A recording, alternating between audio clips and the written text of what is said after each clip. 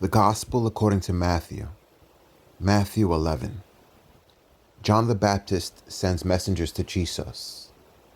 Now it came to pass, when Jesus finished commanding his 12 disciples, that he departed from there to teach and to preach in their cities.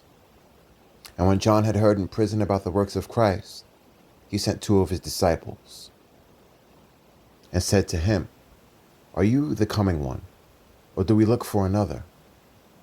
Jesus answered and said to them, "Go and tell John the things which you hear and see. The blind see and the lame walk. The lepers are cleansed and the deaf hear. The dead are raised up and the poor have the gospel preached to them. And blessed is he who is not offended because of me." As they departed, Jesus began to say to the multitudes concerning John, "What did you go out into the wilderness to see? A reed shaken by the wind? Or what did you go out to see? A man clothed in soft garments? Indeed, those who wear soft clothing are in kings' houses. But what did you go out to see? A prophet? Yes, I say to you, and more than a prophet. For this is he of whom it is written, 'Behold, I send my messenger before your face, who will prepare your way before you.' Assuredly I say to you, among those born of women, there has not risen one greater than John the Baptist. But he who is least in the kingdom of heaven is greater than me. And from the days of John the Baptist until now, the kingdom of heaven suffers violence, and the violent take it by force. For all the prophets and the law prophesied until John. And if you are willing to receive it, he is Elijah who is to come. He who has ears to hear, let him hear. But to what shall I liken this generation? It is like children sitting in the marketplaces and calling to their companions and saying, 'We played the flute for you, and you did not dance. We mourned to you, and you did not lament.' For John came neither eating nor drinking, and they say, 'He has a demon.' The Son of Man came eating and drinking, and they say, 'Look, a glutton and a winebibber, a friend of tax collectors and sinners.' But wisdom is justified by her children. Woe to the impenitent cities!" And he began to rebuke the cities in which most of his mighty works had been done, because they did not repent. Woe to you, Chorazin! Woe to you, Bethsaida! For if the mighty works which were done in you had been done in Tyre and Sidon, they would have repented long ago in sackcloth and ashes. But I say to you, it will be more tolerable for Tyre and Sidon in the day of judgment than for you. And you, Capernaum, who are exalted to heaven, will be brought down to Hades. For if the mighty works which were done in you had been done in Sodom, it would have remained until this day. But I say to you that it shall be more tolerable for the land of Sodom in the day of judgment than for you. Jesus gives true rest. At that time Jesus answered and said, "I thank you, Father, Lord of heaven and earth, that you have hidden these things from the wise and prudent and have revealed them to babes. Even so, Father, for so it seemed good in your sight. All things have been delivered to me by my Father, and no one knows the Son except the Father. Nor does anyone know the Father except the Son, and the one to whom the Son wills to reveal him. Come to me, all you who labor and are heavy laden, and I will give you rest. Take my yoke upon you and learn from me, for I am gentle and lowly in heart, and you will find rest for your souls. For my yoke is easy and my burden is light." Matthew 12. Jesus is Lord of the Sabbath. At that time Jesus went through the grain fields on the Sabbath, and his disciples were hungry and began to pluck heads of grain to eat. And when the Pharisees saw it, they said to him, "Look, your disciples are doing what is not lawful to do on the Sabbath." But he said to them, "Have you not read what David did when he was hungry, he and those who were with him? How he entered the house of God and ate the showbread, which was not lawful for him to eat, nor for those who were with him, but only for the priests. Or have you not read in the law that on the Sabbath the priests and the temple profane the Sabbath and are blameless? Yet I say to you that in this place there is one greater than the temple. But if you had known what this means, 'I desire mercy and not sacrifice,' you would not have condemned the guiltless. For the Son of Man is Lord even of the Sabbath. Healing on the Sabbath. Now when he had departed from there, he went into their synagogue. And behold, there was a man who had a withered hand. And they asked him, saying, Is it lawful to heal on the Sabbath? That they might accuse him. And he said to them, What man is there among you who has one sheep, and if it falls into a pit on the Sabbath, will not lay hold of it and lift it out? Of how much more value then is a man than a sheep? Therefore it is lawful to do good on the Sabbath. And he said to the man, Stretch out your hand. And he stretched it out, and it was restored as whole as the other. Then the Pharisees went out and plotted against him, how they might destroy him. Behold, my servant. But when Jesus knew it, he withdrew from there, and great multitudes followed him, and he healed them all. Yet he warned them not to make him known, that it might be fulfilled which was spoken by Isaiah the prophet, saying, Behold, my servant whom I have chosen, my beloved in whom my soul is well pleased. I will put my spirit upon him, and he will declare justice to the Gentiles. He will not quarrel nor cry out, nor will anyone hear his voice in the streets. A bruised reed he will not break, and smoking flax he will not quench, till he sends forth justice to victory. And in his name Gentiles will trust. A house divided cannot stand. Then one was brought to him who was demon-possessed, blind and mute. And he healed him, so that the blind and mute man both spoke and saw. And all the multitudes were amazed and said, Could this be the son of David? Now when the Pharisees heard it, they said, This fellow does not cast out demons except by Beelzebub, the rulers of the demons. But Jesus knew their thoughts and said to them, Every kingdom divided against itself is brought to desolation, and every city or house divided against itself will not stand. If Satan casts out Satan, he is divided against himself. How then will his kingdom stand? And if I cast out demons by Beelzebub, by whom do your sons cast them out? Therefore they shall be your judges. But if I cast out demons by the spirits of God, surely the kingdom of God has come upon you. Or how can one enter a strong man's house and plunder his goods, unless he first binds the strong man, and then he will plunder his house? He who is not with me is against me, and he who does not gather with me scatters abroad. The unpardonable sin.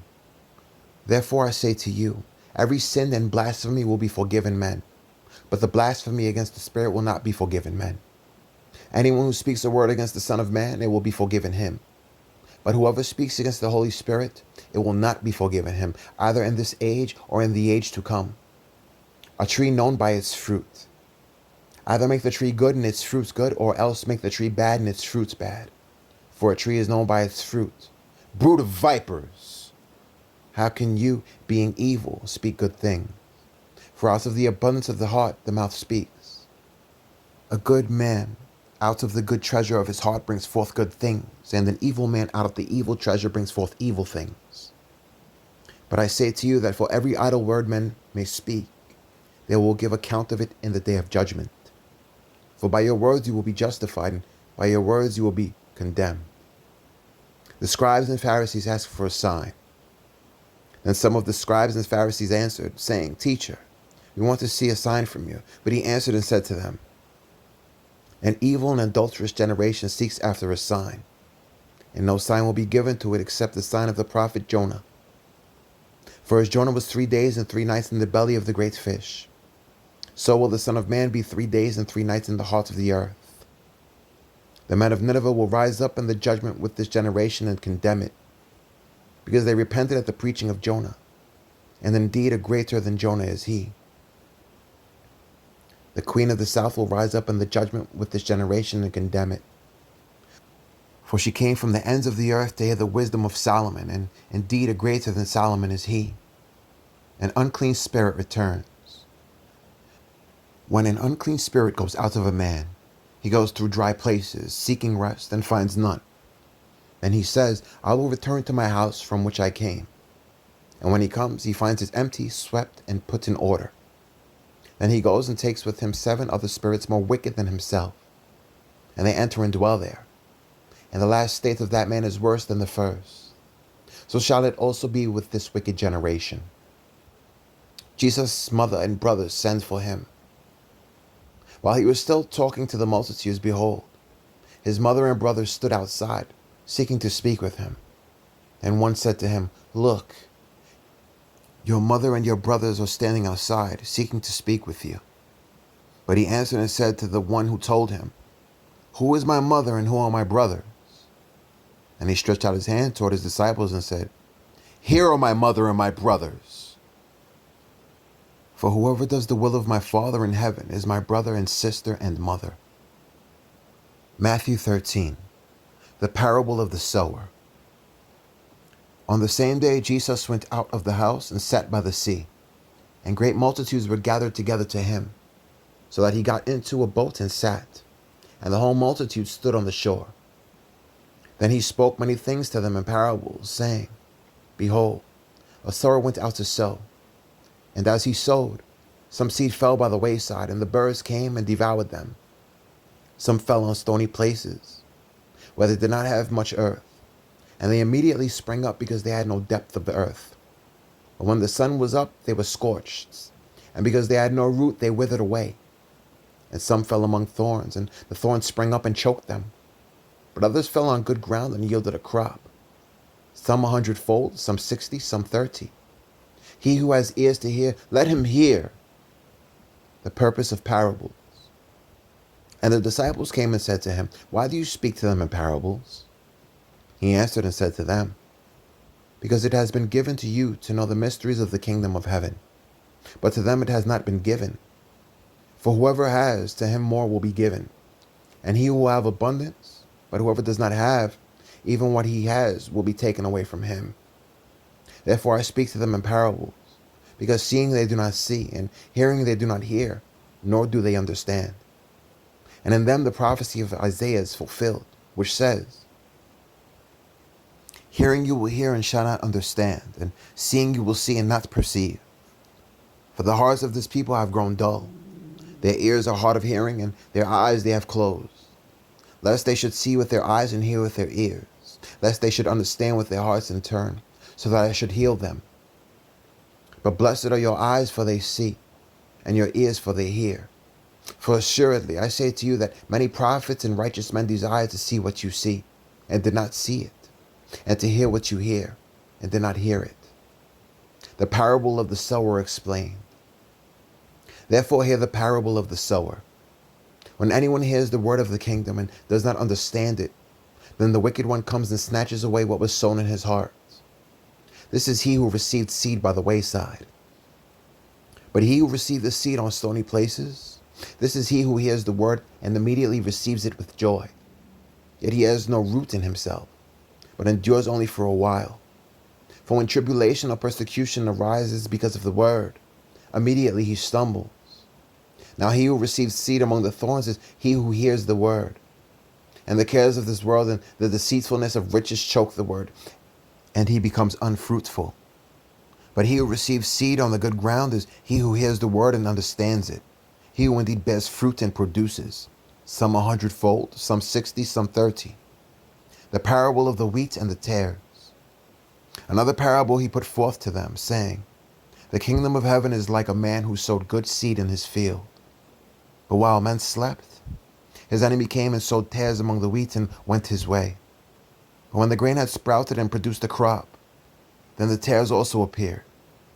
So the servants of the owner came and said to him, 'Sir, did you not sow good seed in your field? How then does it have tares?' He said to them, 'An enemy has done this.' The servants said to him, 'Do you want us then to go and gather them up?' But he said, 'No, lest while you gather up the tares, you also uproot the wheat with them. Let both grow together until the harvest, and at the time of harvest I will say to the reapers, First gather together the tares and bind them in bundles to burn them, but gather the wheat into my barn.' The parable of the mustard seed. Another parable he put forth to them, saying, 'The kingdom of heaven is like a mustard seed, which a man took and sowed in his field, which indeed is the least of all the seeds, but when it is grown it is greater than the herbs and becomes a tree, so that the birds of the air come and nest in its branches.' The parable of the leaven. Another parable he spoke to them. 'The kingdom of heaven is like leaven, which a woman took and hid in 3 measures of meal till it was all leavened. Prophecy and the parables. All these things Jesus spoke to the multitude in parables, and without a parable he did not speak to them, that it might be fulfilled which was spoken by the prophets, saying, I will open my mouth in parables. I will utter things kept secret from the foundation of the world. The parable of the tares explained. And Jesus sent the multitude away and went into the house, and his disciples came to him, saying, Explain to us the parable of the tares of the field. He answered and said to them, He who sows the good seed is the Son of Man. The field is the world. The good seeds are the sons of the kingdom, but the tares are the sons of the wicked one. The enemy who sowed them is the devil. The harvest is the end of the age, and the reapers are the angels. Therefore the tares are gathered and burned in the fire, so it will be at the end of this age. The Son of Man will send out his angels, and they will gather out of his kingdom all things that offend, and those who practice lawlessness, and will cast them into the furnace of fire. There will be wailing and gnashing of teeth. Then the righteous will shine forth as the sun in the kingdom of their Father. He who has ears to hear, let him hear. The parable of the hidden treasure. Again, the kingdom of heaven is like treasure hidden in a field, which a man found and hid. And for joy over it, he goes and sells all that he has and buys that field. The parable of the pearl of great price. Again, the kingdom of heaven is like a merchant seeking beautiful pearls, who, when he had found one pearl of great price, went and sold all that he had and bought it. The parable of the dragnet. Again, the kingdom of heaven is like a dragnet that was cast into the sea and gathered some of every kind, which, when it was full, they drew to shore, and they sat down and gathered the good into vessels, but threw the bad away. So it will be at the end of the age. The angels will come forth, separate the wicked from among the just, and cast them into the furnace of fire. There will be wailing and gnashing of teeth. Jesus said to them, Have you understood all these things? They said to him, Yes, Lord. Then he said to them, Therefore every scribe instructed concerning the kingdom of heaven is like a householder who brings out of his treasure things new and old. Jesus rejected at Nazareth. Now it came to pass, when Jesus had finished these parables, that he departed from there. When he had come to his own country, he taught them in their synagogue, so that they were astonished and said, Where did this man get this wisdom and these mighty works? Is this not the carpenter's son? Is not his mother called Mary? And his brothers James, Joses, Simon, and Judas? And his sisters, are they not all with us?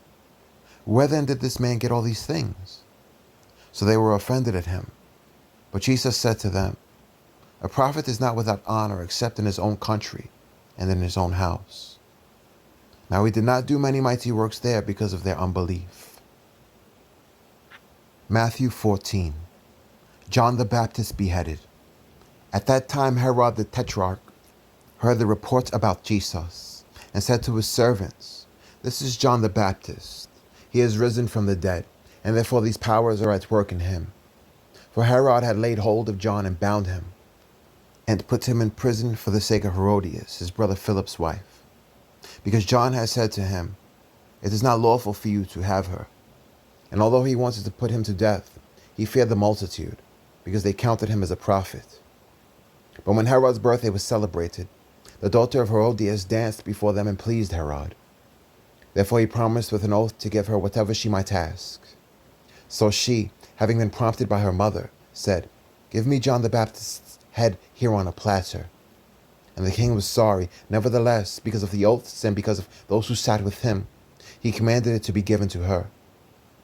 So he sent and had John beheaded in prison. And his head was brought on a platter and given to the girl, and she brought it to her mother. Then his disciples came and took away the body and buried it, and went and told Jesus. Feeding the 5,000. When Jesus heard it, he departed from there by boat to a deserted place by himself. But when the multitudes heard it, they followed him on foot from the cities. And when Jesus went out, he saw a great multitude, and he was moved with compassion for them, and healed their sick. When it was evening, his disciples came to him, saying, "This is a deserted place, and the hour is already late. Send the multitudes away, and that they may go into the villages and buy themselves food." But Jesus said to them, "They do not need to go away. You give them something to eat." And they said to him, "We have here only 5 loaves and 2 fish." He said, "Bring them here to me." Then he commanded the multitudes to sit down on the grass, and he took the 5 loaves and the 2 fish, and looking up to heaven, he blessed and broke and gave the loaves to the disciples, and the disciples gave to the multitudes. So they all ate and were filled, and they took up 12 baskets full of the fragments that remained. Now those who had eaten were about 5,000 men, besides women and children. Jesus walks on the sea. Immediately Jesus made his disciples get into the boat and go before him to the other side, while he sent the multitudes away. And when he had sent the multitudes away, he went up on the mountain by himself to pray. Now when evening came, he was alone there. But the boat was now in the middle of the sea, tossed by the waves, for the wind was contrary. Now in the 4th watch of the night, Jesus went to them, walking on the sea. And when the disciples saw him walking on the sea, they were troubled, saying, "It is a ghost." And they cried out for fear. But immediately Jesus spoke to them, saying, "Be of good cheer. It is I. Do not be afraid." And Peter answered him and said, "Lord, if it is you, command me to come to you on the water." So he said, "Come." And when Peter had come down out of the boat, he walked on the water to go to Jesus. But when he saw that the wind was boisterous, he was afraid, and beginning to sink, he cried out, saying, "Lord, save me." And immediately Jesus stretched out his hand and caught him and said to him, "O you of little faith, why did you doubt?" And when they got into the boat, the wind ceased.